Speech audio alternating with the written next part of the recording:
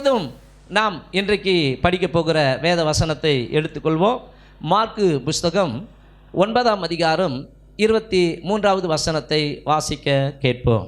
இயேசு அவனை நோக்கி, நீ விசுவாசிக்க கூடுமானால் ஆகும், விசுவாசிக்கிறவனுக்கு எல்லாம் கூடும் என்றார். ஆமென். கரங்களை தட்டி தேவனுடைய வார்த்தைக்காக அவருக்கு மகிமையை செலுத்துவோம்.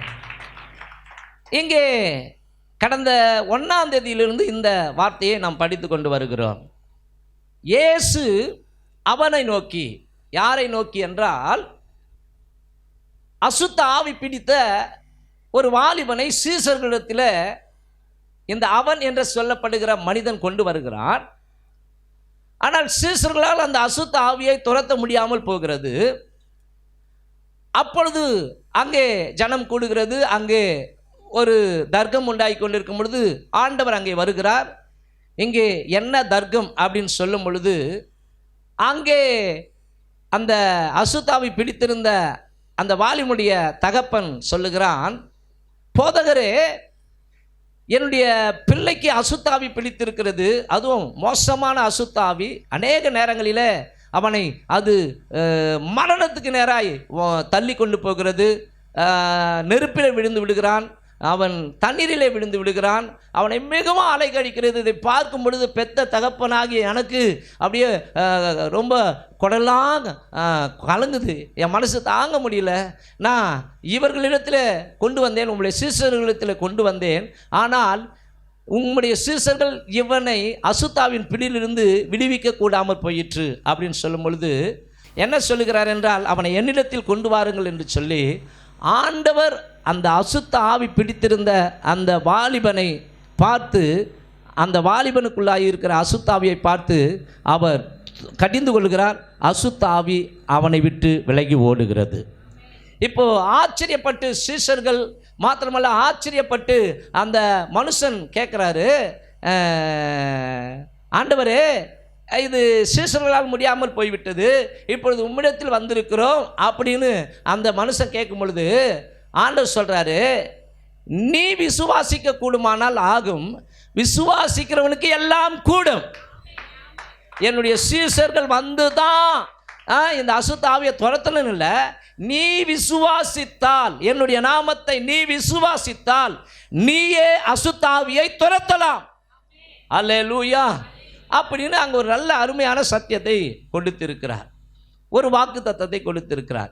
இந்த வாக்கு தத்தத்தின் மூலமாக நாம் புரிந்து கொள்ள வேண்டிய ஒரு சத்தியம் அல்லது உண்மை என்னவென்றால், நமக்கு விசுவாசம் இருக்குமானால் விசுவாசத்தினாலே, கவனிங்க, நாம் இந்த உலகத்தில் விரும்புகிற நன்மைகளை, விரும்புகிற ஆசீர்வாதங்களை, விரும்புகிற விடுதலையை தேவனுடைய சமூகத்திலிருந்து நாம் பெற்றுக்கொள்ள முடியும்.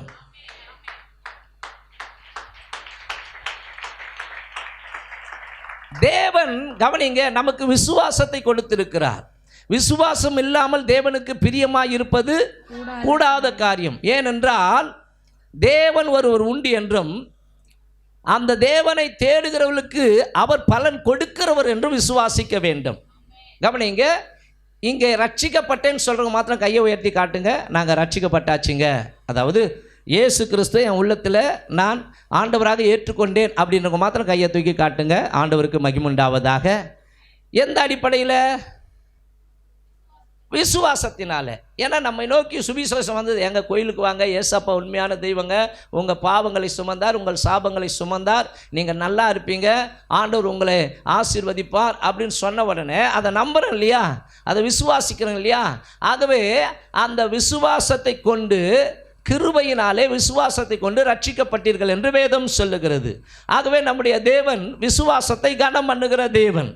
ஆகவே நமக்குள்ள, கவனிங்க, விசுவாசம் இருக்குமானால் அன்பானவர்களே, அந்த விசுவாசத்தை பயன்படுத்தி தேவனுடைய சமூகத்தில் நாம் விரும்புகிற ஆசீர்வாதங்களை பெற்றுக்கொள்ள முடியும். ஆண்டவரும் சொல்லி இருக்கிறார், மேலும் நீங்கள் விசுவாசம் உள்ளவர்களாய் ஜபத்தில் எவைகளை கேட்பீர்களோ அவைகளை எல்லாம் பெறுவீர்கள். அப்போ ஜபம் பண்ண உக்காரன்னா அதுக்கும் விசுவாசம் தேவை, அதுக்கும் விசுவாசம் தேவை. விசுவாசம் இல்லைன்னா ஒன்றுமே என்ன பண்ண முடியாது, நம்ம பெற்றுக்கொள்ள முடியாது. அப்போது அன்பானவர்களே, ஜெபிப்பதற்கே விசுவாசம் தேவை. ஆகவே போன வாரத்தில் சொன்ன கவனிங்க, ஜெபிப்பதற்கு விசுவாசம் தேவை. விசுவாசம் இல்லாமல் ஜெபம் தனித்து செயல்பட முடியாது. சொன்னா, விசுவாசம் இல்லாமல் ஜெபம் தனித்து செயல்பட முடியாது. ஜெபத்துக்கே சப்போர்ட் விசுவாசம் தேவை. ஓகேவா? விசுவாசம் இருந்தால் தான் ஜெபம் பண்ண முடியும். விசுவாசம் இருந்தால் தான் உபவாசிக்க முடியும். விசுவாசம் இருந்தால் தான் ஆலயத்துக்கு வர முடியும். விசுவாசம் இருந்தால் தான் கர்த்தருக்கு கொடுக்க முடியும். விசுவாசம் இருந்தால் தான் பரிசுத்தமாக வாழ முடியும். விசுவாசம் இருந்தால் தான் கர்த்தருடைய வார்த்தைக்கு கீழ்ப்படிய முடியும். ஆமாவா? நம்புறீங்களா? அப்போ விசுவாசம் இல்லாமல் ஜெபத்தினால் தனியாக செயல்பட முடியாது. ஓகேவா?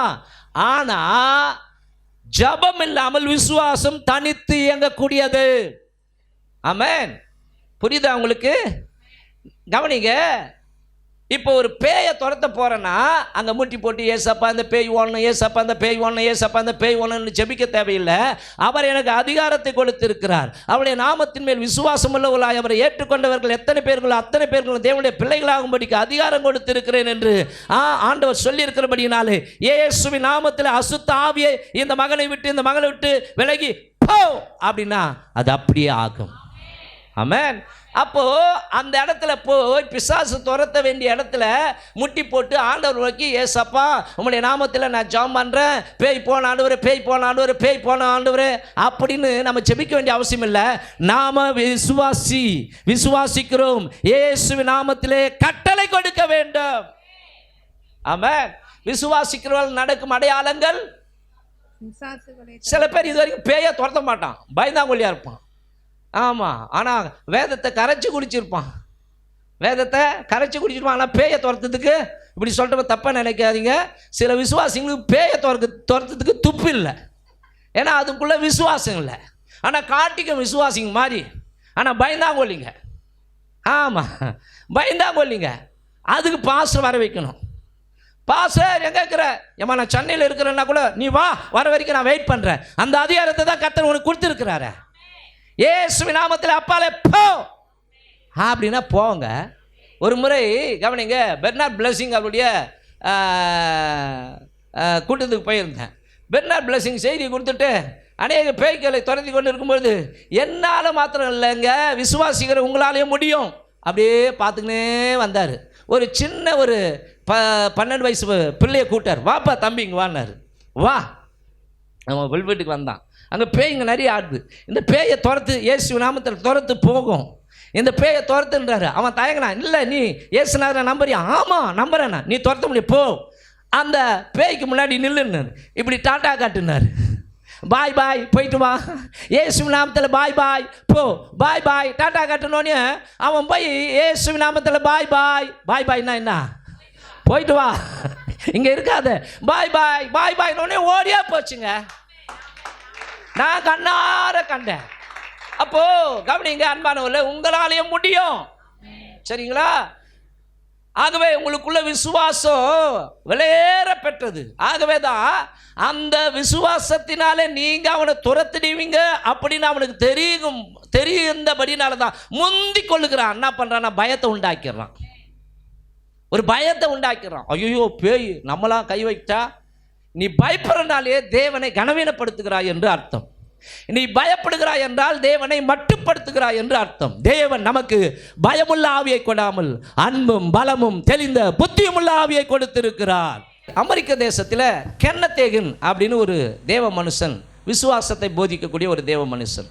அவர் வல்லமையான ஊழியங்களை செய்து கொண்டிருந்தார்.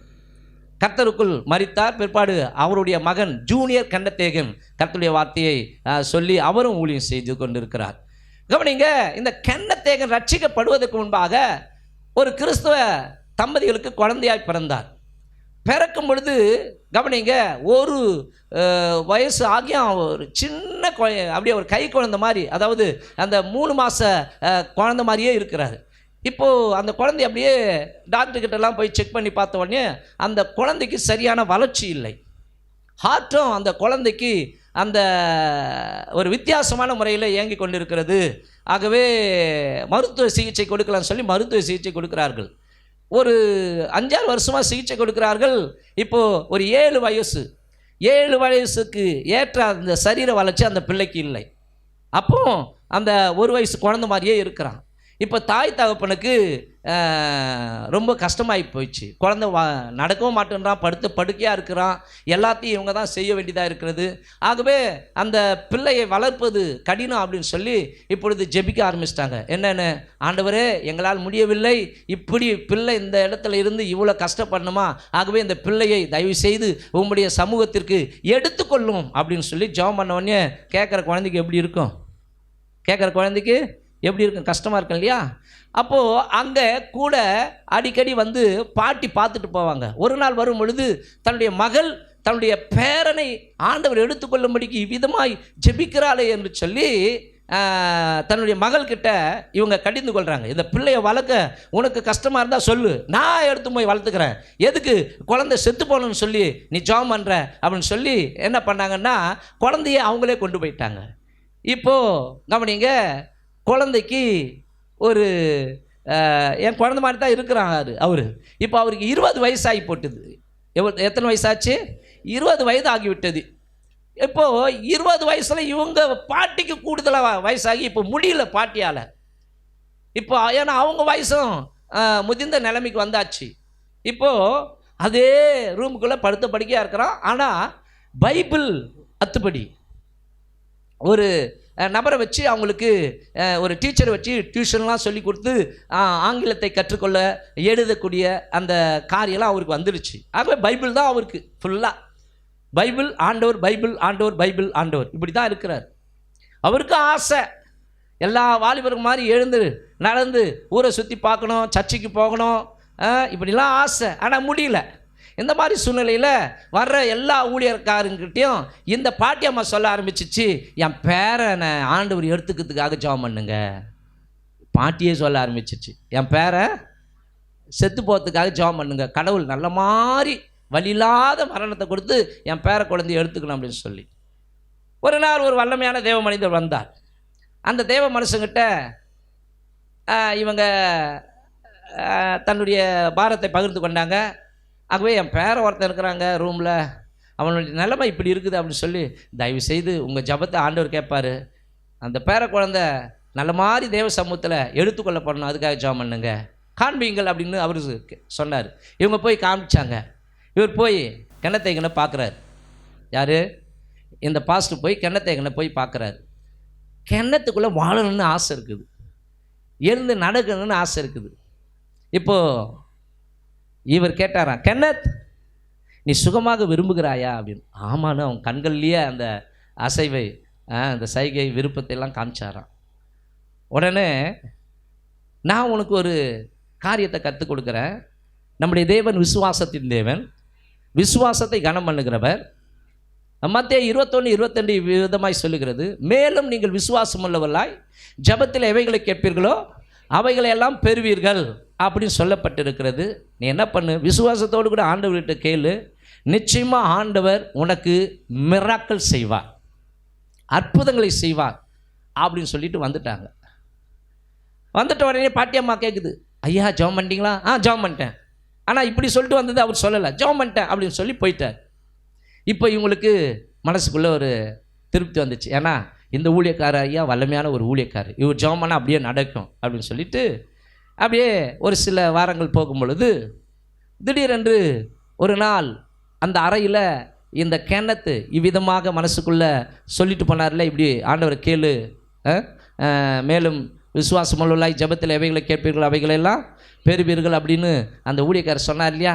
நான் சுகமாக்கணும் ஆண்டவரே, நான் சுகமாக்கணும், நான் விசுவாசிக்கிறேன், என்னை சுகமாக்கும் ஆண்டவரே, 20 வயது வாலிபனை போல என்னை மாற்றுன்னு சொல்லி அவர் விசுவாசத்தோடு கூட அப்படியே சின்சியராக ஜெபம் பண்ணி கொண்டு இருக்கும் பொழுது இவருடைய விசுவாசம் அதிகமாயிடுச்சு. ஒரு நாள் தத்ரூபமாய் ஜீசஸ் அந்த அறையில் இறங்கி வந்தாராம். அவ்வளோதான், இவருக்கு சந்தோஷம் தாங்க முடியல. இப்பொழுது ஜீசஸ் கேட்டாராம், கென்னத் நீ சுகமாக விரும்புகிறாயா? ஆமாண்டவரே. அப்போ சொன்னாராம், நாளைக்கு, இவர் வந்தது சனிக்கிழமை, நாளைக்கு ஞாயிற்றுக்கிழமை சரியாக 8 மணிக்கு நான் வரேன், நீ உனக்காக கோட் சூட் வாங்கி வச்சுக்க, உனக்கு 2 ஷூ வாங்கி வச்சுக்க, ஒரு பைபிளையும் வாங்கி வச்சுக்க, அவர் ஒரு குறிப்பிட்ட ஒரு ஆலயத்தை சொன்னார். அந்த ஆலயத்தில் போய் நீ சாட்சி சொல்லு அப்படின்னாராம். அவ்வளோதான், முடிஞ்சு போச்சு. இவர் சந்தோஷத்தில் பரவசத்தில் கத்த ஆரம்பிக்கிறாரு. பாட்டியம்மா போய் பார்த்துச்சு. என்னப்பா என்னாச்சு? இது மாதிரி ஆண்டவரை பார்த்தனோடனே அந்த அம்மாவுக்கு ஒரு திருப்தி. ஆஹா, ஆண்டவர் எடுத்துக்கொள்ள தான் வந்திருக்கிறாரு. எப்பப்பா பார்த்தேன்? இப்போ தான் பார்த்தேன். நாளைக்கு வரேன்னு சொல்லியிருக்கிறாரு. 8 மணிக்கு ரெடியாருன்றாரு. இந்த அம்மா வேறு மாதிரி அர்த்தம் கொண்டுச்சு. ரெடியாருன்னா என்ன ஆகும்? எடுத்துக்கொள்ள தான் விரும்புகிறான்னு சொல்லி, ஆண்டவரே ரொம்ப நன்றிப்பா, என் பேர பிள்ளைய நீ இங்கே எடுத்துக்கொள்ள போகிறீங்கன்னு சொல்லி இது பொட்டிக்கு ஆர்டர் பண்ணிச்சு, சவப்பட்டிக்கு ஆர்டர் பண்ணிச்சு. ஓகேவா? இப்போ கவனிங்க. ஆனாலும் பேர பிள்ளை பக்கத்திலே இருக்குது. பாட்டி எனக்கு கோட் சூட் வேணும். என்னப்பா கோட் சூட் வேணும்? ஆமாம், எனக்கு 20 வயசு வாலிபர்கள் போகிற கோட் சூட் வேணும். மாத்திரமல்ல, எனக்கு ஒரு 8 இன்ச்சில் எனக்கு ஒரு ஷூ வேணும். சரி, சாவு போகிற நேரத்தில் புள்ள ஆசைப்படுது, சரி வாங்கி கொடுப்போம் அப்படின்னு சொல்லி வாங்கி கொடுக்குறாங்க. எனக்கு அடுத்தது ஒரு புதிய வேதாகமம் வேணும் அப்படின்னு சொன்னோன்னே அதையும் வாங்கி கொடுக்குறாங்க. பாட்டி நாளைக்கு 8 மணிக்கு நான் அவங்க கூட சர்ச்சுக்கு வரேன். இவங்க அவ்வளோதான் பேய் அரைஞ்ச மாதிரி மாறிட்டாங்க. என்னது, என் கூட சர்ச்சுக்கு வரப்போறியா? இதெல்லாம் நடக்கிற காரியமான மனசுக்குள்ளே சரிப்பா போகலாம்பா, எப்படி ஆகிலும் நான் ஆட்டோ ரெடி பண்ணுறேன், அல்லது காரு டாக்ஸி ரெடி பண்ணி உன்னை என்ன பண்ணுறேன் நான் கொண்டு போகிறேன். இவங்க ஓடியாந்து, ஐயோ ஆண்டவரே நாளைக்கு புள்ள போகுது, ஆகவே பெணாத்துது அப்படின்னு சொல்லி இவங்க யோசித்து கொண்டு இருக்கும்பொழுது மறுநாள் கவனிங்க 7:50 பாட்டியால் தாங்க முடியல. புள்ள சாபத்தை என்னாலலாம் தாங்க முடியாது. கவனிங்க, வெளியெல்லாம் ஆட்கள் வந்து கொண்டு இருக்கிறாங்க. இது பாருங்கள், இது விசுவாசமாக எப்படி சொல்லிச்சு பாருங்கள். ஏன்னா பேர குழந்தை செத்துருவான் அப்படின்னு அப்பா அம்மாவுக்கெல்லாம் சொல்லி அவங்களாம் வந்து மௌனமாக அமைதியோடு கூட அப்படியே உட்காந்து கொண்டு இருக்கும்போது அறைக்கதவு சாத்தப்பட்டு இருந்தது. யார்? கிணத்து இருக்கிற அறைக்கதவு. இப்போ இந்த பாட்டி அம்மா கவனிங்க பாத்ரூமில் போய் ஒன்று அழுது, தண்ணியை திறந்து விட்டு அழுது, ஏன்னா சத்தம் வெளியே கேட்கக்கூடாது அப்படின்னு சொல்லி அப்படி அழுது கொண்டு இருக்கும் பொழுது சரியாக 8 மணிக்கு மறுபடியும் அந்த அறைக்குள்ளே, கிணத்திருந்த அறைக்குள்ளே இயேசு இறங்கி வந்தாராம். நான் சொல்கிறது கட்டுக்கதை அல்ல, உண்மையான சம்பவம். கூகுள்லாம் போய் பாருங்கள், அவருடைய சாட்சி உலகம் முழுவதும் எல்லாருக்கும் தெரியும். இறங்கி வந்து கிணத் எழுந்திருந்தாராம். மலமலன்னு கவனிங்க, அவருடைய கால்கள் கைகள் அவருடைய சரீரம் வளர ஆரம்பித்து 20 வயது வாலிபன் அமெரிக்க தேசத்தில் எப்படி இருப்பானோ அது போல அவருடைய சரீரம் அப்படியே உண்டாக ஆரம்பித்தான். எழுந்து கால் ஊண்டி நின்றாராம். இப்பொழுது புறப்பட்டு போய் என்னுடைய நாமத்தை மகிமைப்படுத்தி எனக்காக ஊழியம் செய் அப்படின்னு சொல்லி மறைஞ்சிட்டார். அவ்வளோதான், கோட் சூட்டு போட்டுக்கின்னு பைபிளோடு கூட அப்படியே ரெடியாக இருக்கும் பொழுது கவனிங்க, இவங்க இந்த பாட்டி அம்மா என்ன பண்ணுறாங்க, போய் கதவை திறந்து பார்க்குறாங்க. ஏன்னா அது உள்ள லாக்கெலாம் பண்ண முடியாது, ஏன்னா இவர் தான் படுத்து படிக்க இருக்கிறாரு, அவங்க தான் லாக் பண்ணுவாங்க. ஆகவே பாட்டி அம்மா கதவை திறந்து பார்த்தா ஒரு அழகான வாலிபன் கோட் சூட்டோடு கூட நின்று கொண்டு இருக்க. பாட்டி அம்மா அதிர்ச்சி அடைந்து மயக்கம் போட்டு விழுந்து போச்சான். அந்த கன்னத்தேகன் உலகத்தில் இருக்கிற அத்தனை ஊழியக்காரர்களுக்கும் அத்தனை சபைகளுக்கும் விசுவாசத்தை குறித்து போதிக்கிற பிரசங்கியாளராய் மாறினார். வல்லமையான ஒரு ஊழியத்தை செய்தார்.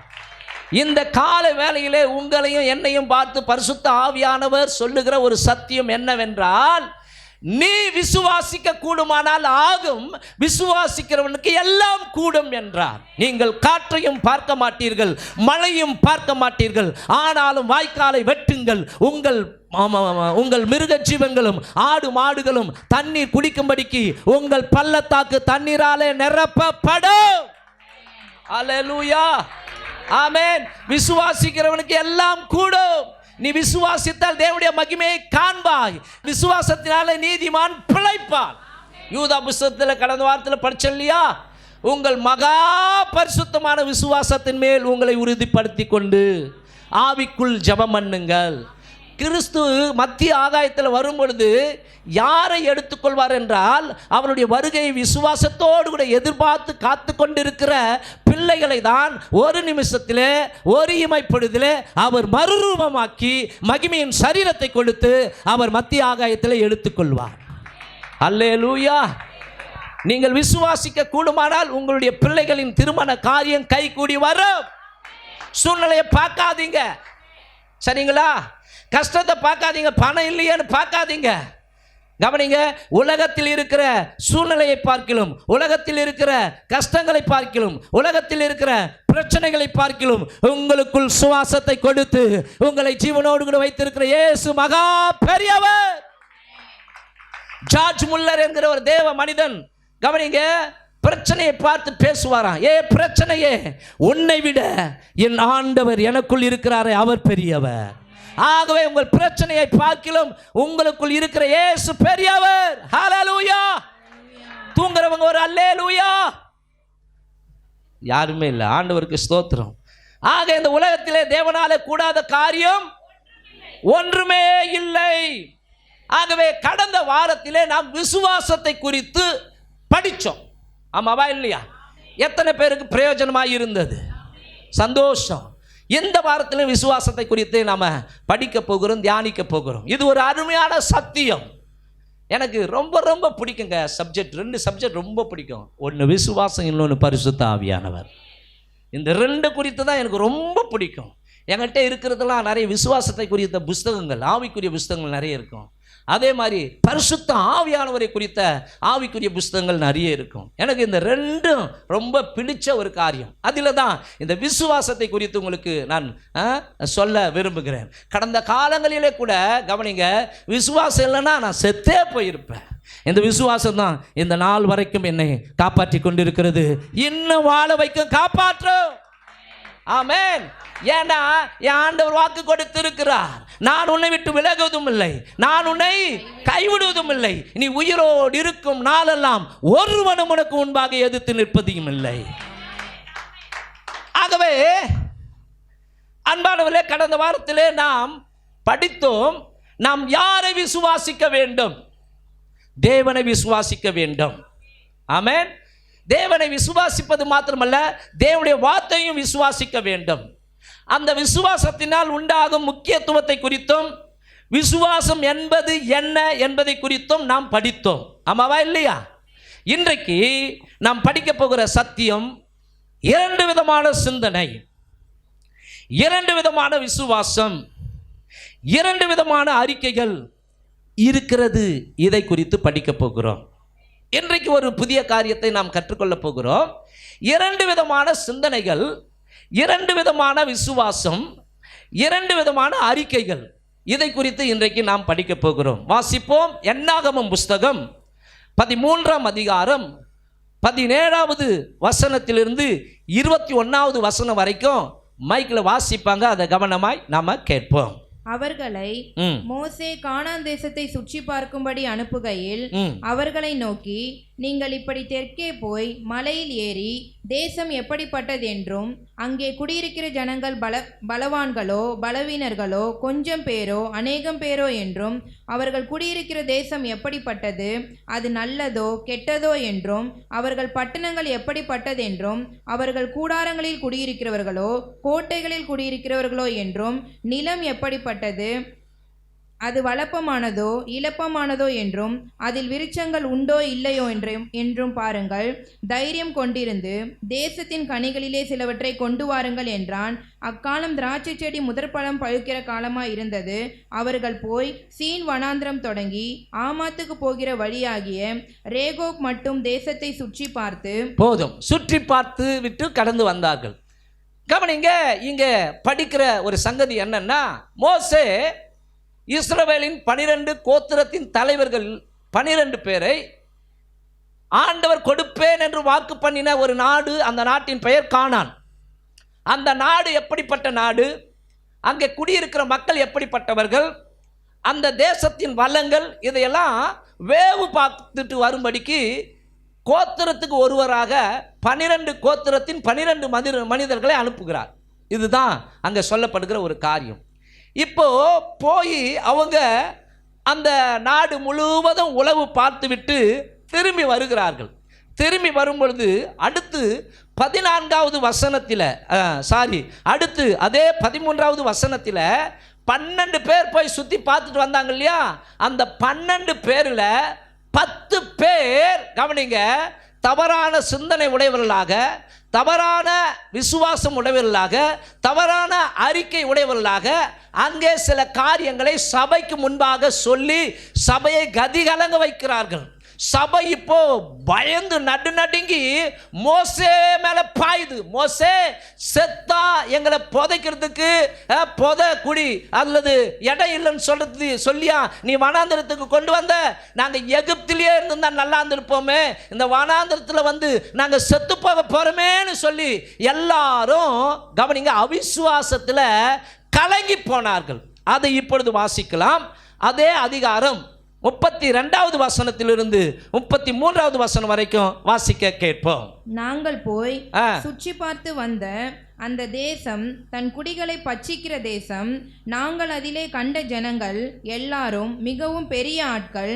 அங்கே ராட்சச பிறவியான ஏனாக்கின் குமாரராகிய ராட்சசரையும் கண்டோம். நாங்கள் எங்கள் பார்வைக்கு வெட்டுக்கிளிகளைப் போல் இருந்தோம், அவர்கள் பார்வைக்கும் அப்படியே இருந்தோம் என்று சொல்லி இப்படி இஸ்ரவேல் புத்திரருக்குள்ளே தாங்கள் சுற்றி பார்த்து வந்த தேசத்தை குறித்து துர்செய்தி பரம்ப செய்தார்கள். கவனிங்கள், இந்த அதிகாரங்கள் எல்லாம் வீட்டில் கூட போய் மறுபடியும் படித்து பாருங்க. இந்த வசனங்கள் எல்லாம் இந்த 12 பேரில் 10 பேருடைய சிந்தனை தவறான சிந்தனையாகவும், அந்த சிந்தனையின் மூலமாக தவறான விசுவாசத்தை உடையவர்களாகவும், மாத்திரமல்ல அந்த தவறான விசுவாசம் உடையவர்களாய் இருதயத்தின் நிறைவினால் வாய் பேசும் என்று வேதம் சொல்லுகிறது போல தவறான அறிக்கையை சொல்ல ஆரம்பித்தார்கள். சரிங்களா? ஆனால் 2 பேர் மாத்திரம்தான் சரியான சிந்தனையினாலே அவர்கள் ஆளுகை செய்யப்பட்டு சரியான விசுவாசத்தை உடையவர்களாக சரியான அறிக்கையை செய்ய ஆரம்பித்தார்கள். ஹல்லேலூயா. அந்த 2 பேர் யாருன்னா யோசுவா, காலேப். அதற்கு உதாரணமாக என்னாகமம் புஸ்தகம் 14ஆம் அதிகாரம். தேசத்தை சுற்றி பார்த்தவர்களில் நூனின் குமாரனாகிய யோசுவாவும் எப்புனேயின் குமாரனாகிய காலேபும் தங்கள் வஸ்திரங்களை கிழித்துக் கொண்டு இஸ்ரவேல் புத்திரரின் சமஸ்த சபையையும் நோக்கி, நாங்கள் போய் சுற்றி பார்த்து சோதித்த தேசம் மகா நல்ல தேசம். கர்த்தர் நம்மேல் பிரியமாயிருந்தால் அந்த தேசத்திலே நம்மை கொண்டு போய் பாலும் தேனும் ஓடுகிற அந்த தேசத்தை நமக்கு கொடுப்பார். ஆமென். அவங்க பாருங்க 2 பேரும் நல்ல விசுவாச அறிக்கையை செய்தார்கள். யார் அவங்க? யோசுவா, காலேப். சரிங்களா? அப்போ இந்த 12 பேர்ல 10 பேர் கவனிங்க சபையாரை பயங்கரமா கலங்கடிக்க வைக்கிறார்கள். அவங்க உள்வாங்கின விஷயம், அவங்க சிந்திச்சது, அவங்க விசுவாசிச்சது, அவங்க அறிக்கை செய்கிற காரியம் இப்படி இருக்குது.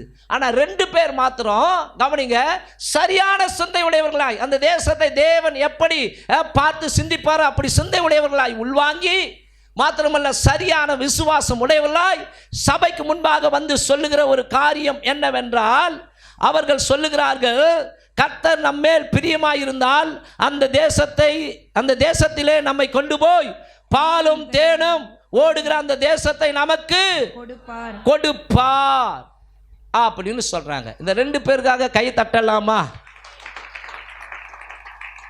இப்ப இது எல்லாம் ஆண்டவர் மேல இருந்து கேட்டுக்கொண்டிருக்கிறார். அவர் என்ன சொல்றார் தெரியுமா? என்னாகமம் புஸ்தகம் 14ஆம் அதிகாரம் 27, 28 வசனங்களை வாசிக்கலாம். எனக்கு விரோதமாய் கவனிக்கணும். இங்க கவனிக்க, நம்முடைய வாழ்க்கையை ஒருத்தர் பார்த்து கொண்டிருக்கிறார். சரிங்களா? நம்ம விசுவாசமா சிந்திக்கிறோமா, விசுவாசமா பேசுறோமா, விசுவாசமா எல்லாம் பண்றோமான்னு கடவுள் பார்த்து கொண்டிருக்கிறார். அங்கே சொல்றாரு, எனக்கு விரோதமாய் முறுமுறுக்கிற இந்த பொல்லாத சபையாரை சொல்றார் பாருங்க. இந்த பொல்லாத மக்களை எதுவரைக்கும் பொறுப்பேன்? இஸ்ரவேல் புத்திரர் எனக்கு விரோதமாய் முறுமுறுக்கிறதை கேட்டேன். நீ அவர்களோட சொல்ல வேண்டியது என்னவென்றால், நீங்கள் என் செவிகள் கேட்க சொன்ன பிரகாரம். கவனிக்கணும், மறுபடியும் அதை படிங்க. நீங்கள் என் செவிகள் கேட்க சொன்ன பிரகாரம். நீங்கள் என் செவிகள் கேட்க சொன்ன பிரகாரம்னா நம்ம எதை சொல்றோமோ அதை கர்த்தர் கேட்கிறார். முதல்ல விளங்குதா? நல்ல பைபிளை படிக்கிறது இருக்கட்டும், ஓகேவா? நல்லா பிரசங்கம் பண்ணுறது இருக்கட்டும், நல்லா ஊழியம் செய்யறது இருக்கட்டும், நம்ம என்ன சொல்கிறோமோ அதை கர்த்தர் கேட்குறார். அப்ப இங்க சொல்றாரு, கவனிங்க, நீங்கள் என் செவிகள் கேட்க சொன்ன பிரகாரம் உங்களுக்கு செய்வேன் என்பதை என் ஜீவனை கொண்டு சொல்லுகிறேன் என்று கர்த்தர் உரைக்கிறார். ஆகவேதான் உன் மாம்சத்தை பாவத்துக்குள்ளாக உன் வாய்க்கு இடம் கொடுக்காதே, நான் அதை புத்தி பிசகினால் செய்தேன் என்று பின்பு சொல்லாதே. ஏனென்றால் தூதன் பார்த்து கொண்டிருக்கிறார். உன்னுடைய தவறான அறிக்கையினாலே உன் கையின் பிரயாசம் அடிக்கப்பட்டு போகும். ஆமென். உன் கையின் பிரயாசம் வாய்க்காமலே போகும். ஆகவேதான் நம்முடைய வாயில நிறைய நேரம் நல்லா இருக்கீங்களா, எங்க நல்லா இருக்கிறேன், கரமாந்திரம் முச்ச வாழ்க்கை, சனியாக முச்ச வாழ்க்கை, அதே ரோதனை, அதே சொல்லு தப்பாக நினைக்காதீங்க, இந்த ஸ்டைலில் கொஞ்சம் சொல்லி காட்டணும். அதே லூசு பையன் கூட தான் வாழ்ந்துக்கின்னு இருக்கிறேன். அப்போ வேற யார் கூட வாழ போகிறேன்? நான் ஓட்டு போறியா இல்லையா? தப்பாக நினைக்காதீங்க, சொல்ல வரேன். இப்படி சொல்லுவாங்க மக்கள், நல்லா இருக்கிறியாமா, புச்சு வச்சுட்டு ஒருத்தன் கூட அவங்க கூட என் வாழ்க்கை பதங்குலைஞ்ச வாழ்க்கையாக இருக்குது. நம்முடைய வாயில் நல்ல வார்த்தையை நம்ம பேச கற்றுக்கணும். நீங்கள் கொஞ்சம் யோசிச்சு பாருங்கள், நீங்கள் சொல்கிறத தான் செய்கிறீங்க, ஆமாவா இல்லையா? நேற்று கூட நாளைக்கு சர்ச்சைக்கு போகணுன்னு சொல்லிட்டு இருப்பீங்க.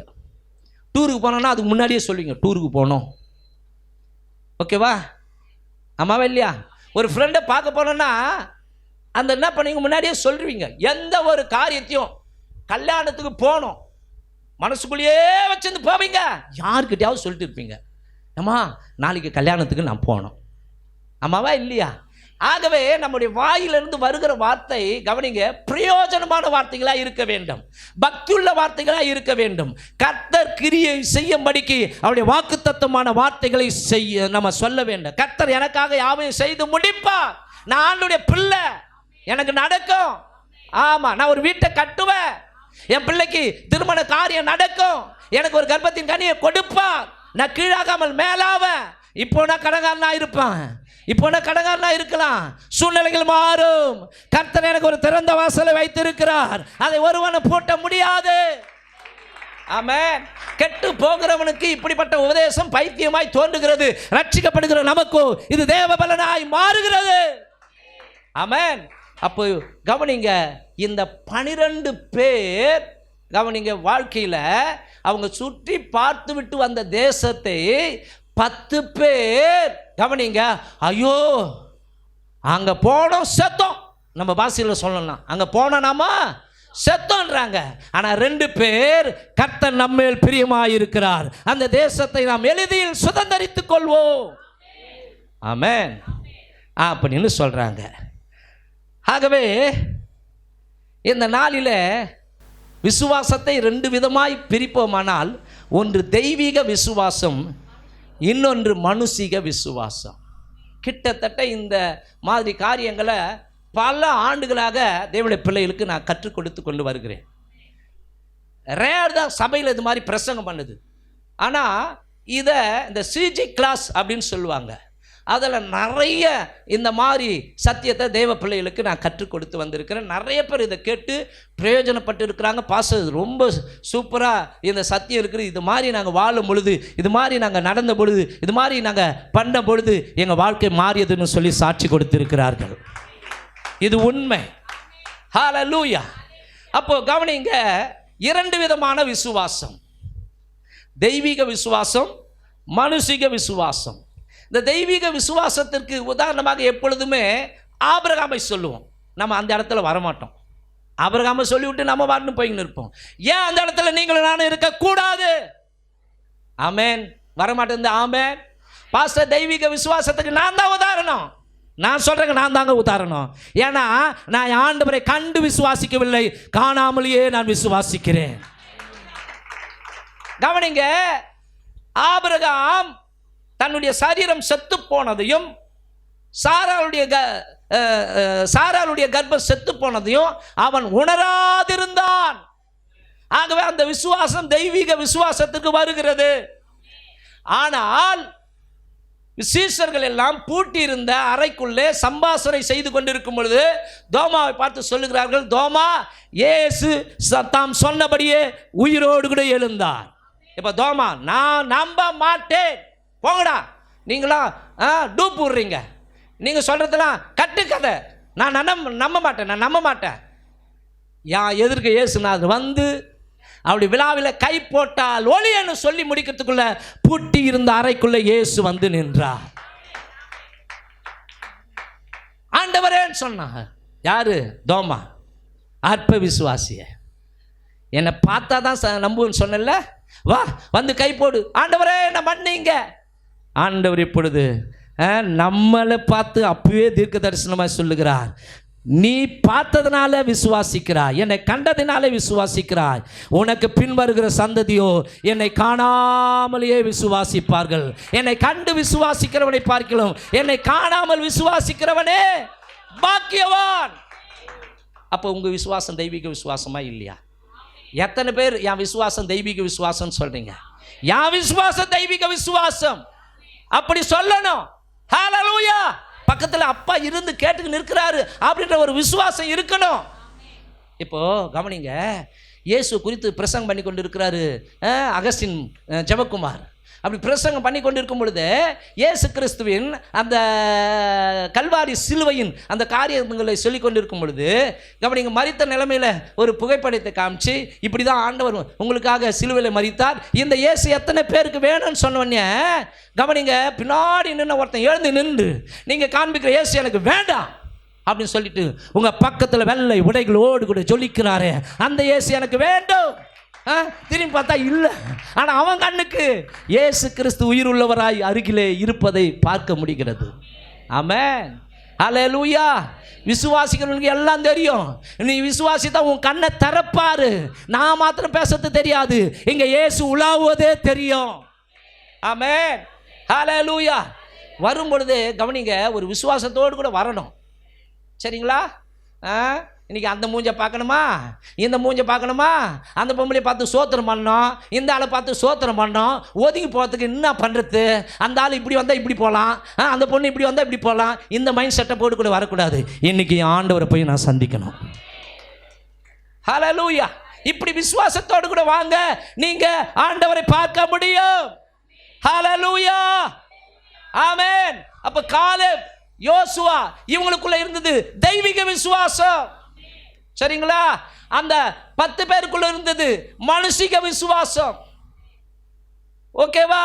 தோமாக்குள்ள இருந்தது மனுஷிக விசுவாசம். இந்த கால வேளையில் உங்களுக்கு எனக்கும் தெய்வீக விசுவாசம் உண்டாவதாக. தெய்வீக விசுவாசத்தை எங்க பாஸ்டர் பெற்றுக்கொள்ளணும்? கர்த்தர் உங்களுக்குள்ள வச்சுட்டாரு. எல்லாருக்கும் ஒரே அளவு விசுவாசத்தை தான் ஆண்டவர் கொடுத்திருக்கிறார். கொடுக்கும்போது அது தெய்வீக விசுவாசம் தான். அந்த விசுவாசத்தை பெருக்கிக் கொள்வதும் எல்லாமல் பின்வாங்கி போவதும் உங்கள் கையில் தான் இருக்கிறது. எத்தனை பேர் விசுவாசத்தில் வளர போகிறீங்க? அதிகமாக கேட்டால் விசுவாசத்தில் வளருவோம். நம்ம தான் ஆண்டவர் குறித்தே கேட்க மாட்டோம், ஊரா முட்டு கதை தான் கேட்குறோம். சரிங்களா? அடுத்த சர்ச்சில் என்ன பண்ணுறாங்க, அந்த பாஸ்டர் என்ன பண்ணுறான், அந்த விசுவாசி என்ன பண்ணுது, பக்கத்து வீட்டு குடும்பத்தில் என்ன பிரச்சனை, என்ன ஒரு பிரச்சனையும் வரலையே, ஒரு வாரமாக கம்முனுக்குறாங்களே, இதில் தான் ஆர்வம். இந்த பைபிள் மேலே ஆர்வம் வரமாட்டேங்குது. சத்தியத்தையும் அறிவீர்கள், சத்தியம் உங்களை விடுதலையாக்கும். சரிங்களா? ஹல்லேலூயா. அப்போ இந்த 10 பேருடைய விசுவாசம் தவறாக இருந்தது. இந்த 10 பேருடைய விசுவாசம் தவறாக இருந்ததற்கு காரணம் தவறான சிந்தனை. தவறான சிந்தனை. ஒரு மரம் கவனிங்க, நல்லா வளருது, ஆனா அதுல கனியே இல்லைன்னா எங்க பிரச்சனையா இருக்குன்னா வேர்ல பிரச்சனை இருக்கும். அந்த வேறு மறைஞ்சிருக்கிறது. ஆமா, கவனிங்க, இந்த சிந்தை மண்டலம் சரியில்லைன்னு வச்சிங்களேன், நமக்குள்ள சிந்தனை சரியில்லைன்னா விசுவாசம் வராது. ஆகவே உன் பொக்கிஷம் எங்கேயோ அங்கேதான் உன் சிந்தனை இருக்கும். ஆகவே இந்த தவறான சிந்தனை உண்டாவதற்கு காரணம் சிந்தனை, அதாவது ஆத்துமா. ஏன்னா ஆத்துமா தான் சிந்தனை பணியை செய்து கொண்டிருக்கிறது. எத்தனை பேருக்கு தெரியும் ஆத்துமா தான் சிந்தனை பணியை செய்து கொண்டிருக்கிறது என்று சொல்லி? ஓகே, கவனிங்க, தேவன் மனிதனை 3 விதமான ஒரு காரியங்களாய் உருவாக்கி இருக்கிறார். தேவன் நம்மை ஆவி, ஆத்மா, சரீரம் என்ற அடிப்படையில் ஒரு மனிதனாக உருவாக்கி வைத்திருக்கிறார். ஆவி மனிதன், ஆத்ம மனிதன், சரீர மனிதன். இந்த 3 மனுஷன் சேர்ந்தது ஒரே மனுஷன்தான். ஓகேவா? ஆமாவா இல்லையா? இப்போ நீங்கள் உட்காந்துருக்கிறீங்களே, உங்களுக்குள்ளேயும் ஆவி மனுஷி இருக்கிறாங்க, ஆத்ம மனுஷி இருக்கிறாங்க, சரீர மனுஷி இருக்கிறாங்க. இப்போ சொல்கிறேன் கேளுங்க. நம்முடைய தேவனும் திரியேக தேவன் தான், ஆனால் ஒரே தேவன். அவருக்குள்ள பிதா, குமாரன், பரிசுத்தாவி. நாமளும் திரித்துவ மனுஷன்தான், ஆனால் ஒரே மனுஷன். நமக்குள்ள ஆவி, ஆத்மா, சரீரம் இருக்கிறது.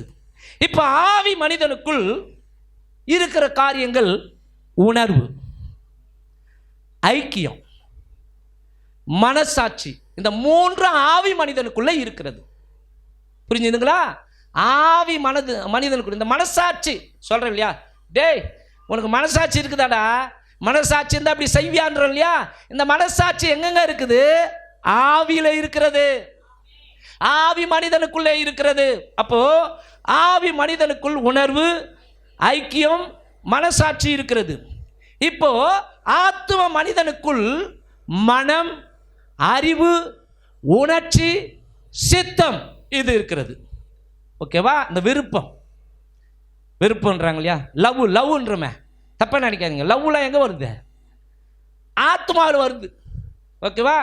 நம்ம பையனை உனக்கு பிடிச்சிருக்கலையா, பிடிக்கலையாம்மா? பிடிச்சிருக்குது சொல்கிறமே, அது எங்கே வருது? விருப்பம், ஆத்மாவில். ஓகேவா? இப்படி கிள்ளனா வலிக்குது சொல்கிறமே, அந்த வலி எங்கே வருதுங்க? ஆத்மா உள்ளே இருக்கிறதுனால. இந்த ஆவி ஆத்மா வெளியே வந்துச்சுன்னா நான் அவ்வளோதான், செத்த பணமாக விழுவேன். எனக்கு பாடி. Hello sister, brother, pastor Selvakumar அவர்களை எப்பொழுது அடக்கம் பண்ணுவார்கள் அப்படியே கேட்பாங்க. பணத்தை எப்போ தூக்குறாங்க இப்படி தானே சொல்லுவாங்க. அப்போது இதுக்குள்ள ஆவியும் ஆத்மா இருந்தால் தான் மரியாதை. சரிங்களா? ஆவி ஆத்மாவை இந்த உடம்பு விட்டு போனால் இந்த சரீரத்துக்கு மரியாதையே கிடையாது. பணம்னு சொல்கிறோம், பணத்தை தூக்குங்கப்பா. எனக்கு ரொம்ப பிடிச்சவரு, ஒரு 5 நாளைக்கு இருக்கட்டும், அத்தான சண்டைக்கு வந்துடுவான். யோ தூக்குறே இல்லையா, ஸ்டேஷனுக்கு சொல்லிடுவோம், போலீஸ் ஸ்டேஷனில் புகார் கொடுப்போம். கப்பு தாங்க முடியல, தூக்கு சொல்கிறாங்களா இல்லையா? செத்த பிறகு இந்த பணத்துக்கு, இந்த உடம்புக்கு மரியாதையே கிடையாது, மதிப்பே கிடையாது, பணம்னு சொல்கிறோம். சரிங்களா? அப்போ இந்த சரீர மனிதனுக்குள் என்ன இருக்கிறது என்றால் 5 புலன்கள் இருக்கிறது. அதாவது பார்ப்பது, கேட்பது, நுகருவது, ருசிப்பது, தொடுவது. இப்போ கவனிங்க, நிமிந்து உட்காருங்க. நம்ம எங்கே ரட்சிக்கப்பட்டு இருக்கிறோம் தெரியுமா? இந்த 3 பேர் இருக்கிறோம். இந்த 3 பேர் ரட்சிப்புன்னு சொல்கிறேன் இல்லையா? ரட்சிப்பு என்பது மீட்கப்படுதல். அதாவது அந்த நாட்களில் இந்த பொது கிணறு இருக்கும். அந்த பொது கிணறுல போய் என்ன பண்ணுவாங்கன்னா, ராட்டினம் ஒன்று இருக்கும். ராட்டினம் இல்லைன்னா கையால் தான் என்ன பண்ணுவாங்க, அந்த தாம்பு கயிறை போட்டு என்ன பண்ணுவாங்க, தண்ணி தூக்குவாங்க. பார்த்துக்கிறீங்களா? பித்தளை பக்டி, பித்தளை தேக்ஸான்னு சொல்லுவாங்க. அதெல்லாம் போட்டு தண்ணி மொள்ளும் போது அறுத்துக்கணும், கீழே விழுந்துடும், இப்படி நிறைய விழுந்துடும். ஒரு நாள் என்ன பண்ணுவாங்க, பாதாள கொலுசு போட்டு என்ன பண்ணுவாங்க, எல்லாத்தையும் எடுப்பாங்க. அது மாதிரி தான் பாவ கிணறுக்குள்ளே கிடந்தோம், விக்கிரக ஆராதனை கிணறுக்குள்ளே கிடந்தோம், உலையான உலையான சேறு என்கிற கிணறுக்குள்ளே கிடந்தோம். ஆனால் உன்னை என்னையும் மீட்கும்படிக்கு கவனிங்க, அந்த கிணத்துக்குள்ளே குதித்து தூக்கி எடுத்தவர் பேரண்டங்களையும் படைத்த ஆண்டவராகிய இயேசு கிறிஸ்து. சரிங்களா? இப்போ அந்த பாவ கிணறு என்கிற அந்த கிணத்துக்குள்ள ரட்சிக்கப்படாத, தேவனை அறியாத ஜனங்கள் எல்லாம் கிடக்குறாங்க. சரிங்களா? ஆனால் இப்போ நாம அதிலிருந்து மீட்கப்பட்டவர்கள். இப்போ நம்முடைய பிரயாணம் எதை நோக்கி இருக்கிறதுனா, பரமகானான், நித்திய ஜீவனை கொடுக்கிற ஜீவாதிபதி வாசம் பண்ணுகிற அந்த பரலோகத்துக்கு நேராக நம்முடைய பிரயாணம் இருக்கிறது. புரிந்தவர்கள் அல்லேலூயா. அப்போ கவனிங்க, கண்டவெல்லாம் பரலோகத்துக்கு போயிட முடியுமா? அதுக்கு ரட்சிப்பு தேவை. எந்த மனுஷன் கர்த்தராகிய இயேசு கிறிஸ்து இந்த உலகத்துக்கு அவர் செய்த அந்த பாடு மரணங்கள், அதாவது உலகத்தில் இருக்கிற அத்தனை மனிதர்களுடைய பாவங்களையும் இனி பிறக்கப்படுகிற மனுஷர்களுடைய பாவங்களையும் சிலுவையில் சுமந்து ரத்தம் சிந்தி ஜீவனை கொடுத்து மரித்து 3ஆம் நாள் உயிரோடு கூட எழுந்திருக்கிறார். அவர் வழியை, அவர் சத்தியம், அவர் ஜீவன். அவர் சொன்னார், என்னை அல்லாமல் ஒருவனின் பிதாவினிடத்தில். இந்த சத்தியத்தை எந்தெந்த உள்ளங்கள் விசுவாசிக்கிறதோ அந்தந்த மனுஷங்க ரட்சிக்கப்பட்டவர்களாய் மாறுகிறார்கள். இப்போ சொல்லுங்க, யார் யார் ரட்சிக்கப்பட்டவங்க? கை தூக்கி காட்டுங்க. 1 2 3 4 5 6 7. ரைட், ரட்சிக்கப்பட்டீங்க, நல்லது. சீக்கிரமாக ஞானஸ்நானமும் எடுத்துடுங்க. ஆமென், சரிங்களா? அது இன்னும் ஸ்ட்ராங்கானது. ஓகேவா? இப்போ நான் இயேசுவை ஏற்றுக்கொண்டேன்னா அதுக்கு அடையாளம் தண்ணியில் முழுகி அவரோடு கூட உடன்படிக்கை செய்கிறோம். பார்த்தியா? அது மிக மிக முக்கியம். ஒருவன் ஜலத்தினாலும் ஆவியினாலும் மறுபடியும் பிறவாவிட்டால் அவன் தேவனுடைய ராஜ்யத்தை காண முடியாது என்று பைபிள் சொல்கிறது. அப்போ நம்ம எங்கே ரட்சிக்கப்பட்டிருக்கிறோம் என்றால் ஆவியில ரட்சிக்கப்பட்டிருக்கிறோம். என்னது? ஆவியில ரட்சிக்கப்பட்டிருக்கிறோமா? நான் தான் ரட்சிக்கப்பட்டேன்னு சொல்லிட்டேனே. ஏம்மா ரட்சிக்கப்பட்ட, ரைட்டு. எங்க தெரியுமா ரட்சிப்பு உண்டாகி இருக்கிறது? ஆவி மனிதனுக்குள். எப்படின்னா எபேசியர் புஸ்தகம் 2ஆம் அதிகாரம் 1வது வசனம் அங்கே சொல்லுகிறது. எபேசியர் புஸ்தகம் 2ஆம் அதிகாரம் 1வது வசனம், அக்கிரமங்களினாலும் பாவங்களினாலும் மரித்தவர்களாய் இருந்த உங்களை உயிர்ப்பித்தார். ஆமென். அங்கே பாவம் செய்து மரித்து போனார்கள் ஆதாமும் ஏவாளும். ஆனால் சிலுவையிலே நமக்காக பட்ட பாடுகளை இயேசு கிறிஸ்து நிறைவேற்றினபடினாலே, அதை விசுவாசிக்கிறதினாலே நாம் அக்கிரமங்களிலிருந்தும் பாவங்களிலிருந்தும் மரித்தவர்களாய் இருந்தோம். இன்றைக்கு உயிர்ப்பித்தார் ஆண்டவர். ஹல்லேலூயா. அப்போ ரட்சிப்பு எங்கே உண்டாகிறது என்றால் ஆவியில் உண்டாகிறது. நான் பாஸ்டர் ஆவியே ஆத்மா மனுஷன் ஒன்றுமே புள்ளியே அப்படின்றீங்களா? கவனிங்க, நம்ம ஆவியில் செத்து போன ஒரு நிலைமையில் இருந்தோம். நான் 95 வரைக்கும், அதுக்கு முன்னாடி இயேசுவை ஏற்றுக்கொள்ளாத ஒரு வாழ்க்கை, செத்து போன வாழ்க்கை.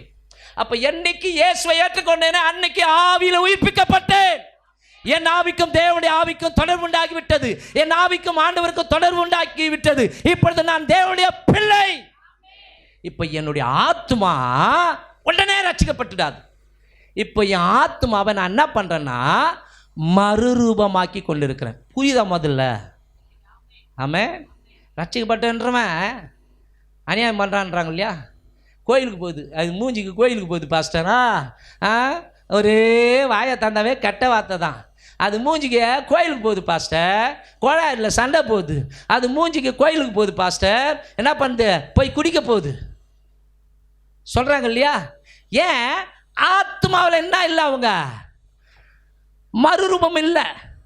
அந்த பழைய மனிதனை கலைந்து போகலை. ஒருவன் கிறிஸ்துவுக்குள் இருந்தால் அவன் புது சிருஷ்டியாக இருக்கிறான். பழையவைகள் ஒளிந்து போயின, எல்லாம் புதிதாயின. அப்போ இந்த ஆத்மாவை கவனிங்க, எப்படிங்க மறுரூபமாக்குவது? வேத வசனத்தினால் தான் மறுரூபமாக்க முடியும். ஆமென். அநியாயமாக நிறைய பேர் இன்னுமே மறுரூபமாகல. நான் பிடிச்ச முயலுக்கு 3 காலுடா, இதில் ஸ்ட்ராங்காக இருக்கிறாங்க. நான் பிடிச்ச முயலுக்கு 3 காலு. ஆமென். தலையாட்டுவாங்க, ஸ்டைலாக இருப்பாங்க, எல்லாம் பண்ணுவாங்க. ஜென்ம சுபாவம் மாறவே மாறாது. நீ போய் சேர போகிற இடம் போ, ஸ்ட்ரைட்டாக போ, உன்னை யாருமே தடுக்கலை. எங்கே போன? நீ எங்கே போனா? பாதாளத்துக்கு. இங்கேயே மாற உனக்கு துப்பு இல்லைனா, அப்படி தப்பாக நினைக்காதீங்க. இங்கேயே மாற எனக்கு துப்பு இல்லைனா நான் போய் சேர வேண்டிய இடம் எதுங்க? பாதாளம் தான். அப்போது இங்கேயே டைமை கொடுத்து கொண்டு இருக்கிறார். ஆமென். ஒரு சிறு பிள்ளையை காண்பித்து ஆண்டவர் சொல்றாரு, இந்த சிறு பிள்ளையை போல் உங்கள் சுபாவம் மாறாவிட்டால் நீங்கள் பரலோக ராஜ்யத்தில் பிரவேசிக்க முடியாது. இந்த வசனத்தை எத்தனை பேர் ஏற்றுக்கிறீங்க?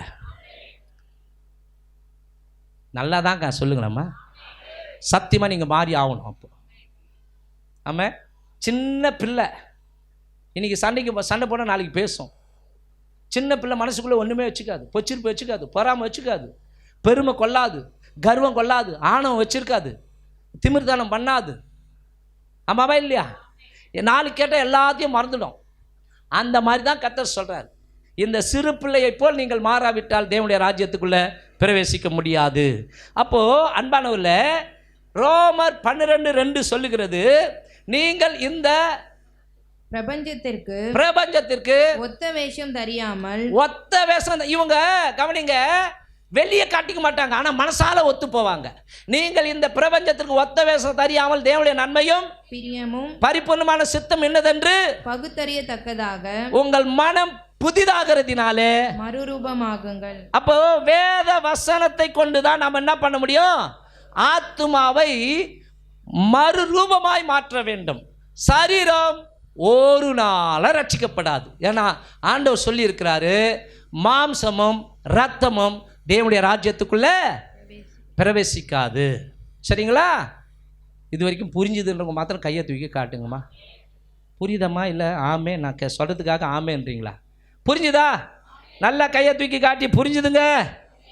அப்போது கவனிங்கள், ஆத்மா சிந்தனை பணியை செய்கிறபடினால ஆத்மாவில் ஒன்று சரியான சிந்தனை இருக்கும் அல்லது தவறான சிந்தனை இருக்கும். ஆத்மாவில் தவறான சிந்தனை இருக்கும் அல்லது சரியான சிந்தனை இருக்கும். ஆத்மா சரியான சிந்தனைக்குள் செயல்படுவதற்கு நாம் ஆத்மாவை மறுரூபமாக்க வேண்டும். எப்படி ஆத்மாவை மறுரூபமாக்குவது? யாக்கோபு 1:21 சொல்லுகிறது. வாசிமா. ஆகையால் நீங்கள் எல்லாவித அழுக்கையும் கொடிய துர்குணத்தையும் ஒழித்துவிட்டு கவனிங்க, இங்க சொல்றாரு எல்லாவித அழுக்கு. உள்ள அவ்வளவு கப்பு இருக்குதே, கப்பு இருந்துக்கினே ஆராதிக்கிற, கப்பு இருந்துக்கினே என்ன பண்ற? நோட்ஸ் எடுக்கிற, கப்பு இருந்துக்கினே என்ன பண்ற? ஸ்தோத்திரம் பண்ற, கப்பு இருந்துக்கினே என்ன பண்ற? கை குலுக்கிற, கப்பு இருந்துக்கினே என்ன பண்ற? நான் ஏசுனார் புல்லன்ற, நீ கழுவ மாட்டேன்ற. இலவசமாக தான் ரத்தத்தை கொடுத்துருக்கிறார, கழுவு. ஆமென். உன் துர்குணத்தையும் ஒழித்து விட்டு உங்கள் உள்ளத்தில் நாட்டப்பட்டதாயும் உங்கள் ஆத்துமாக்களை ரட்சிக்க வல்லமையுள்ளதாயும் இருக்கிற, அண்டர்லைன் பண்ணுங்க, உங்கள் ஆத்துமாவை ரட்சிக்க வல்லமை உள்ளதுமாய் இருக்கிற வசனத்தை சாந்தமாய் ஏற்றுக்கொள்ளுங்கள். வசனத்தை முதலாவது ஆத்மாவில் அனுப்பு. வசனத்தை ஆத்மாவில் அனுப்புங்கம்மா. சரிங்களா? இந்த காதில் வாங்கி கேட்டு இந்த காதில் விட்டுட்டு போயிடாதீங்க. உள்ள அனுப்புனாதான் அது வேலை செய்யும், குத்தும். இவ்வளோ நாளா இந்த சிஸ்டர்கிட்ட, சொந்த தங்கச்சிக்கிட்ட பேசாமல் இருக்கிறோம், இவ்வளோ நாளா சொந்த அண்ணங்கிட்ட பேசாமல் இருக்கிறோம், இவ்வளோ நாளா சொந்த தம்பிக்கிட்ட பேசாமல் இருக்கிறோம், இவ்வளோ நாளா சொந்த தாய்கிட்ட பேசாமல் குத்தம். சொல்றது புரியுதா? குத்தம். எங்க குத்தம்? உள்ள குத்தம். எனக்கு குத்தலையே அப்படி நான் செத்து போச்சு. நிறைய பேருக்கு எவ்வளோ சொன்னாலும் இப்போ குத்தலைன்னா, கவனிங்க, இந்த அதர்சம் சொல்கிறவங்களாம் சில பேர் பார்த்தீங்கன்னா சூடோடு அப்படி எடுத்து என்ன ஆகிடும் தெரியுமா? மறுத்து போயிடும். அது மாதிரி மறுத்து போயிடுச்சு. நீ என்ன சொன்னாலும் எனக்கு ஏறாது. நான் வழக்கத்தின்படியே வருவேன், உட்காருவேன், எழுந்திருப்பேன், ஆராதிப்பேன், பாட்டெல்லாம் பாடுவேன், வசனம் எனக்கு குத்தாது அப்படின்னால கவனிங்க, உள்ள பரிசுத்த ஆவியானவர் இல்லைன்னு அர்த்தம். ஏன்னா பைபிள் சொல்லுகிறது, அவர் வந்து பாவத்தை குறித்தும் நீதியை குறித்தும் நியாய தீர்ப்பை குறித்தும் உணர்த்துவா. ஆமென். குத்திக்கினே இருக்கிறார், விட்டுடு குத்துறாரு. எத்தனை பேர் அவருக்கு கீழ்ப்படுவீங்க? அந்த அவர் யாருங்க? பரிசுத்த ஆவியானவர். அப்போ வசனத்தை சாந்தமாய் ஆத்மாவில ஏற்றுக்கொள்ளுங்கள். பிலிப்பியர் 4:8 சொல்லுகிறது, வசனத்தை சிந்தியுங்கள். கடைசியாக சகோதரரே, உண்மை உள்ளவைகள் எவைகளோ, நீங்க சிந்திக்கிற சிந்தனை எப்படி இருக்கணும்? உண்மை உள்ளவைகள் எவைகளோ, ஒழுக்கம் உள்ளவைகள் எவைகளோ, நீதி உள்ளவைகள் எவைகளோ, கற்புள்ளவைகள் எவைகளோ, அன்புள்ளவைகள் எவைகளோ, நற்கீர்த்தி உள்ளவைகள் எவைகளோ, புண்ணியம் எதுவோ, புகழ் எதுவோ, இதையே சிந்தித்துக் கொண்டிருங்கள். ஆமென். நீ உன் சிந்தனை உன்னை பத்தி இருக்க மாட்டேங்குது, மற்றவனை தான் இருக்குது. மற்றவளை பத்தி எனக்கு விரோதமா அவங்க இப்படி பண்ணிட்டாங்க, எப்ப பாரு. ஏன் அதெல்லாம் ஒழிச்சு கட்டிட்டு ஆண்டவரை நான் மாற வேண்டும். எத்தனை பேருக்கு அந்த எண்ணம் வருது? அடுத்தவங்க கண்ணில் இருக்கிற அந்த அழுக்க தான் நீ பார்த்துக்கின்னு இருக்கிற. உன் கண்ணில் இருக்கிற இவ்வளோ பெரிய அழுக்க நீ பார்க்கவே மாட்டேன்ற. முதல்ல நீ சுத்தமாக, நீ குணப்பட்ட பின்பு உன்னுடைய சகோதரர்களை போய் ஸ்திரப்படுத்து. ஏன் நான் குணமாகிறதுக்கு எனக்கே துப்பு இல்லை, நான் வந்து சொல்றதுக்கு ஆரம்பிச்சிட்டேன் அப்படின்னு சொல்லுவாங்களா மாட்டாங்களா? அல்லேலூயா, ஆமென். அப்போ கவனிங்க, நம்மளை நோக்கி வசனங்கள் குத்துறா கூட வந்தா ஸ்டைலாக சிரிச்சுக்கினே சமாளிப்போம். பார்த்துக்கிறீங்களா? இந்த கிருபை நம்மளுக்கு தான் இருக்குது. குத்தம் அதை காமிக்கவே மாட்டோம் அப்படின்னு சிரிப்போம். ஆனால் உள்ள குத்துவா, ஏய் உனக்கு தாண்டா, ஏய் படுபாவி உனக்கு தாண்டா, உள்ள குத்தம். ஆனால் அதை நான் காட்டவே மாட்டேனே, சமாளிச்சிக்கினே அழகாக அப்படியே ஸ்டைலாக காலை அப்படியே வச்சு ஒரு ஆக்ஷன் கொடுப்போம் பாருங்க. அந்த ஆக்ஷன் எவனுமே பிசாசே தோற்று போயிடுவான். பிசாசே உன்னை பார்த்து ஆச்சரியப்படுவான், இவங்ககிட்ட கற்றுக்கணுண்டா அப்பா, இவங்ககிட்ட கற்றுக்கணுண்டா அப்பா. பிசாசே என்ன பண்ணுவான், நம்மக்கிட்ட கற்றுக்கிறதுக்கு என்ன பண்ணுவான், ட்ரை பண்ணுவான். அந்த மாதிரி ஆக்டிங்லாம் நம்ம பண்ணுவோம். ஓகேவா? அவர் என்ன சொல்கிற, உண்மை உள்ளவைகள் எவைகளோ, ஒழுக்கம் உள்ளவைகள் எவைகளோ, கற்புள்ளவைகள் எவைகளோ, நற்கீர்த்தி உள்ளவைகள் எவைகளோ, அன்பு எதுவோ, புண்ணியம் எதுவோ, புகழ் எதுவோ, இதையே சிந்தித்து கொண்டிரு. என்னை கேட்டாலே ஒரு வார்த்தை, மருமகள் இனியும் வரவே மாட்டேனே. அவருக்குறா பாரு, யாரு, என் மாமியார் ரொம்ப மஜாரி மோசமானவோ. ஏன் இந்த சிந்தனை?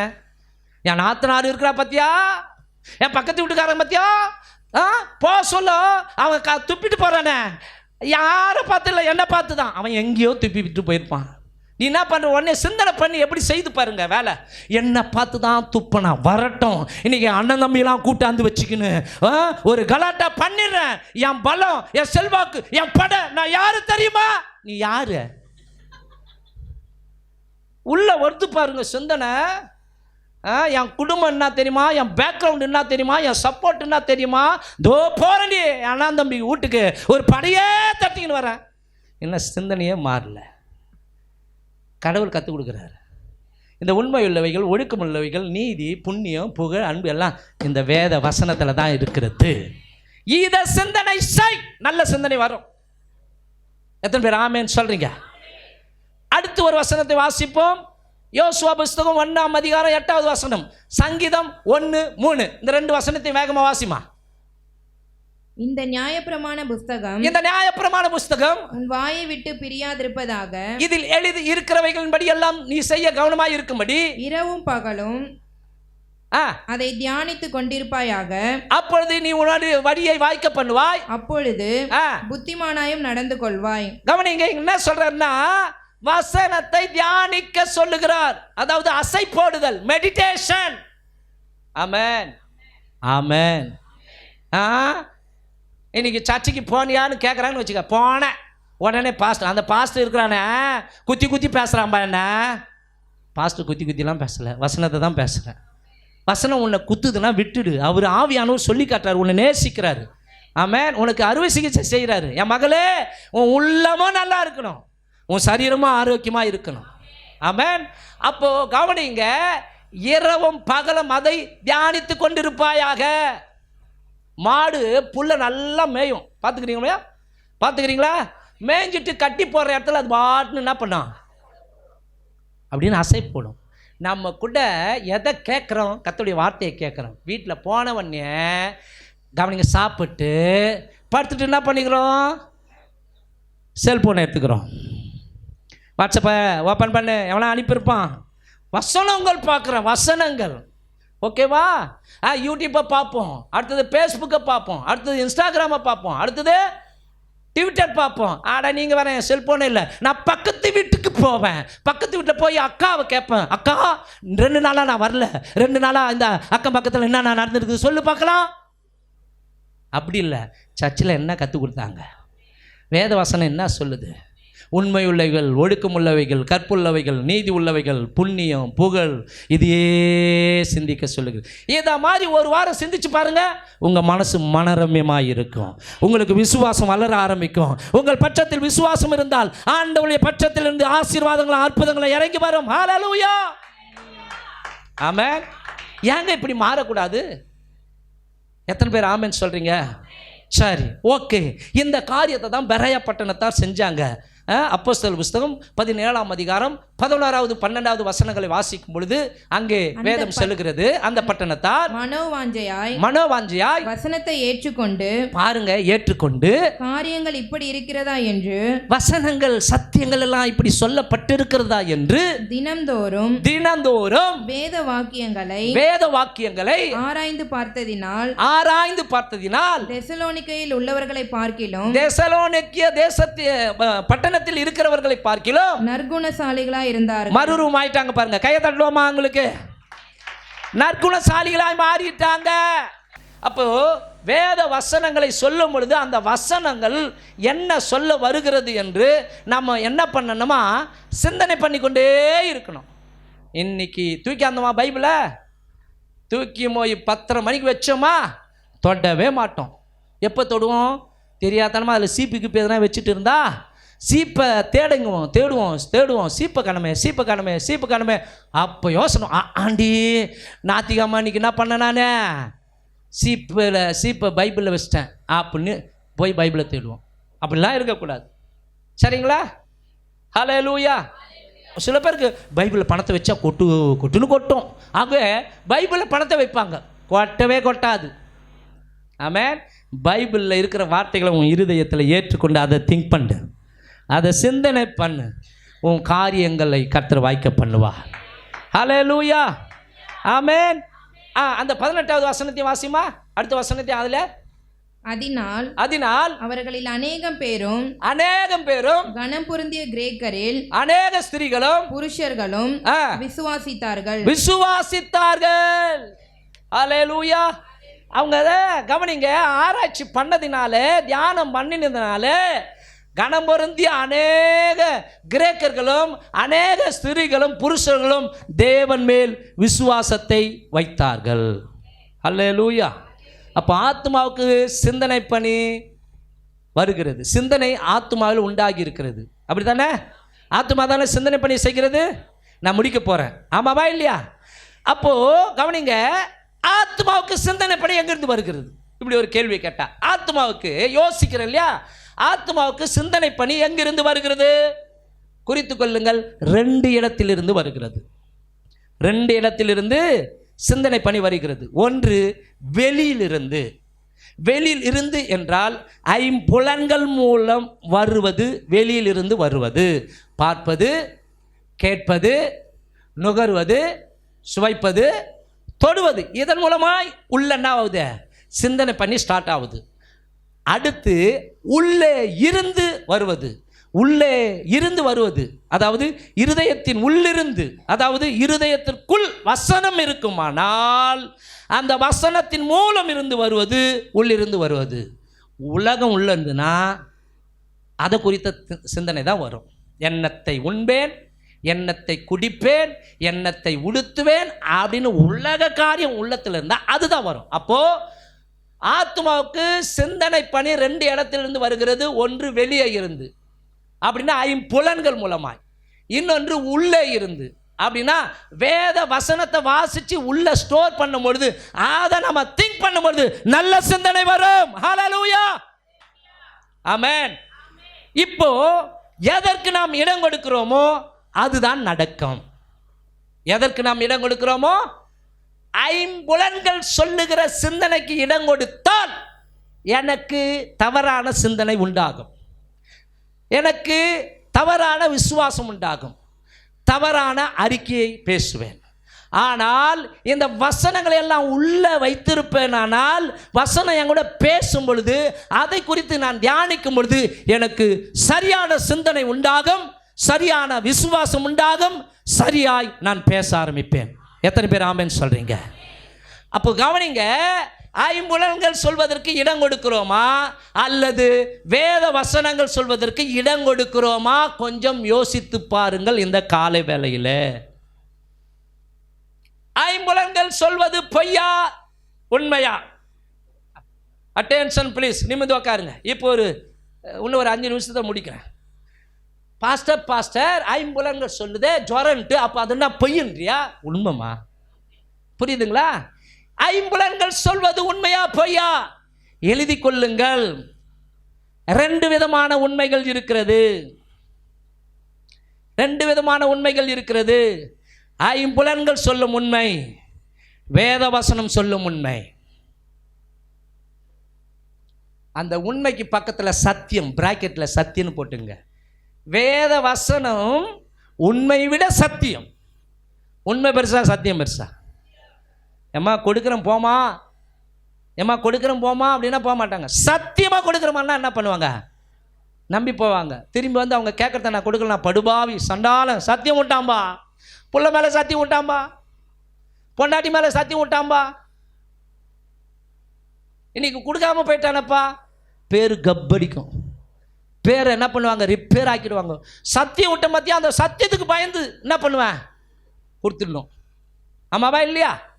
இன்னைக்கு சத்தியத்தெல்லாம் ஏப்பம் விடுற ஆட்களும் இருக்கிறாங்க. சரிங்களா? இப்போ கவனிங்க, கானான் தேசத்தை வேவு பார்க்க சென்ற 10 பேர் ஐம்புலன்கள் சொன்ன உண்மையை ஏற்றுக்கொண்டார்கள். இந்த கானான் தேசத்தை சுற்றி பார்க்க போனாங்க பார்த்தீங்களா, 12 பேர். 10 பேர்களை ஐம்புலன்கள் அவங்களுக்கு சொல்லிச்சுட்டியா, அதை 10 பேரை ஏற்றுக்கினாங்க. என்ன சொல்லிச்சு? நாங்கள் போய் சுற்றி பார்த்து வந்த அந்த தேசம் தன் குடிகளை பட்சிக்கிற தேசம், அங்கே இருக்கிற எல்லாரும் மிகவும் பெரிய ஆட்கள், அங்கே ராட்சதர்களை கண்டோம், அவர்கள் பார்வைக்கு வெட்டுக்கிளிகளை போல் இருந்தோம். அதை பார்த்தாங்க இல்லையா, அதை அப்படியே ஏற்றுக்கொண்டாங்க. இப்போ தியானிக்க ஆரம்பித்தாங்க, சண்டை போடுற மாதிரி, அவங்க வெட்டுற மாதிரி, செத்து போகிற மாதிரி. அதனால தான் வந்து சொல்கிறாங்க, ஐயோ அங்கே ராட்சதர்கள், அவங்க பார்வைக்கும் எங்களுடைய பார்வைக்கும் அவங்களோடு கூட எங்களை நிறுத்தி பார்க்கும்போது நாங்கள் வெட்டுக்கிளி. இப்படி சொல்கிறாங்க ஜனங்கிட்ட.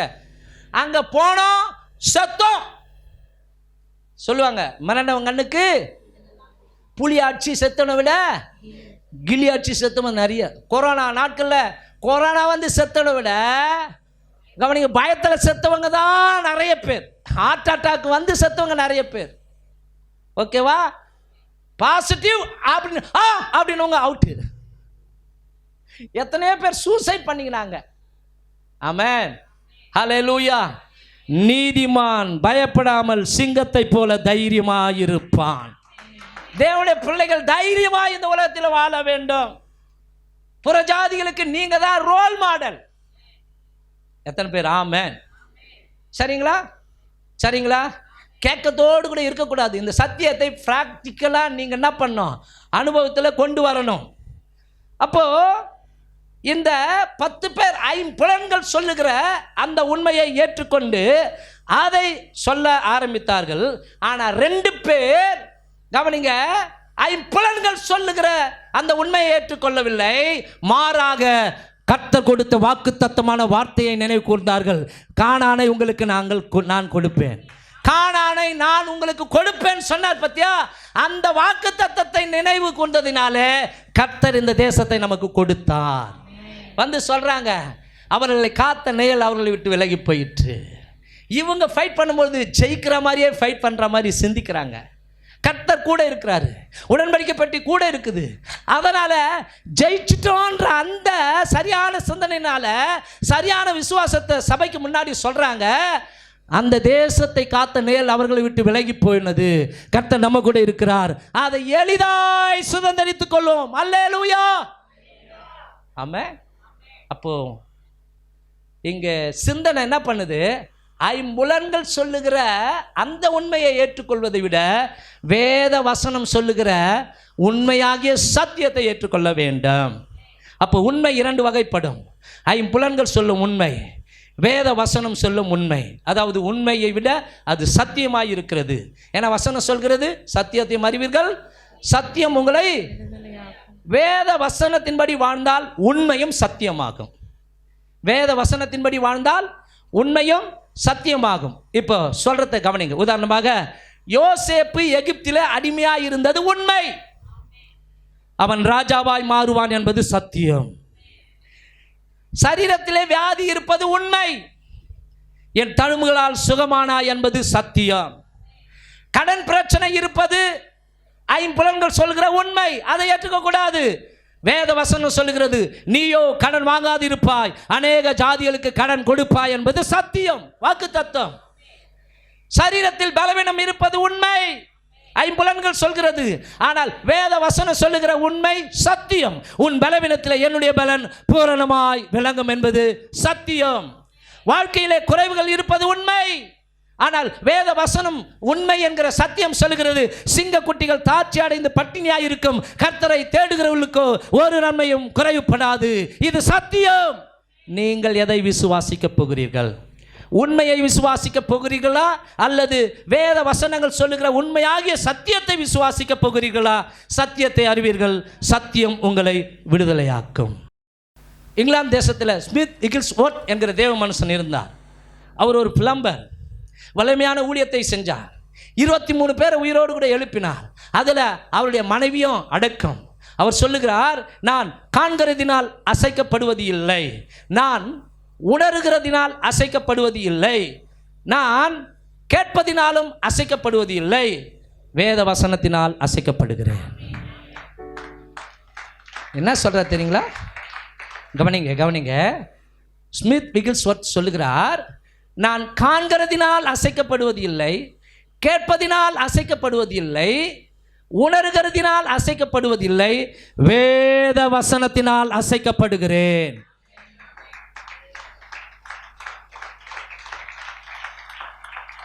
வேத வசனத்தினால் அசைக்கப்படுறீங்களா? ஆமென், ஹல்லேலூயா. ஆகவே இந்த கால வேளையில் அன்பானவர்களே, நாம் புரிந்து கொள்ள வேண்டும், ஆபிரகாம், யோசுவா, காலேப் இவர்கள் எல்லாரும் ஐம்புலன்கள் சொன்னதை விசுவாசிக்கவில்லை. வேத வசனமாகிய வாக்கு தத்தங்களை அவர்கள் விசுவாசித்து தெய்வீக விசுவாசம் உடையவர்களாய் மாறினார்கள். தோமா, இஸ்ரவேலின் 10 கோத்திரத்தின் தலைவர்கள் ஐம்புலன்கள் சொன்னதை விசுவாசித்து அறிக்கை செய்தபடியினாலே அவர்கள் மனுஷிக விசுவாசத்துக்குள்ளாய் தள்ளப்பட்டார்கள். ஆகவே நாம் மனுஷிக விசுவாசமுடையவர்களாய் இல்லாமல் தெய்வீக விசுவாசமுடையவர்களாய் வேத வசனங்கள் கூறுகிற சத்தியத்தை அப்படியே ஏற்றுக்கொள்வோம், விசுவாசிப்போம். கர்த்தர் அவர் சொன்னதை செய்து முடிப்பவராக இருக்கிறார். நீ விசுவாசிக்க கூடுமானால் ஆகும், விசுவாசிக்கிறவனுக்கு எல்லாம் கூடும். நம்ம எழுந்து நிற்போமா?